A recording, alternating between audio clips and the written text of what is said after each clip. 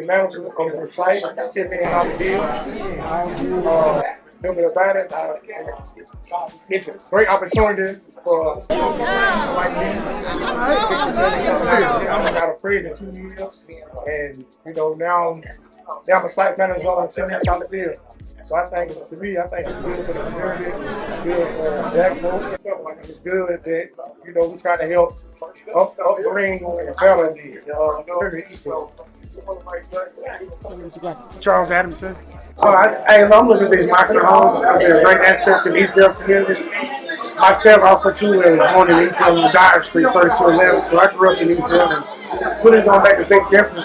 Even though they're gonna be micro homes, it's still gonna help the square footage price from what I've looked at to help bring the value in this area, reduce crime, but more importantly to create home ownership. That's what's most important right now for Black Americans. My name is Gerald Harris. I'm the principal of the construction career center. I think this meeting went great. I think it's an opportunity for the community get to know a little bit about Rashad and what he's doing, especially when it comes to the opportunities as far as this whole ecosystem is looking like in regards to how students relate to this, what they will learn, the skill sets that they will learn, and also an opportunity for them to be a part of something that's much bigger than them, something that's really special. So I'm really excited about it going forward. Hi everybody, this is Kanika Jones. We're at the Eastdale Community Center. I just finished moderating the event for Post Pro Capital. Post Pro is bringing 42 microtowns to Eastdale. It's about to be big moves. Black developers are making big changes in our community, still preserving the culture in our community, but making sure that our community is not dying but thriving. Stay tuned.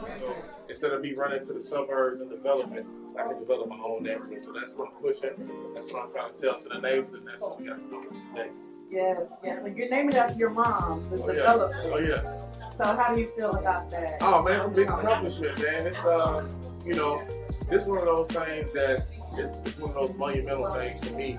And I'm building this community so it can stand the test of time, 50 and 100 years after I'm grown. So I'm putting real passion, real love into the community. And I'm his mom. And it's gonna be a positive thing for Eastdale. Okay. And you were born in Chattanooga? Oh yeah, born and raised. You had mentioned Avondale where? Home life back into. Wait a minute,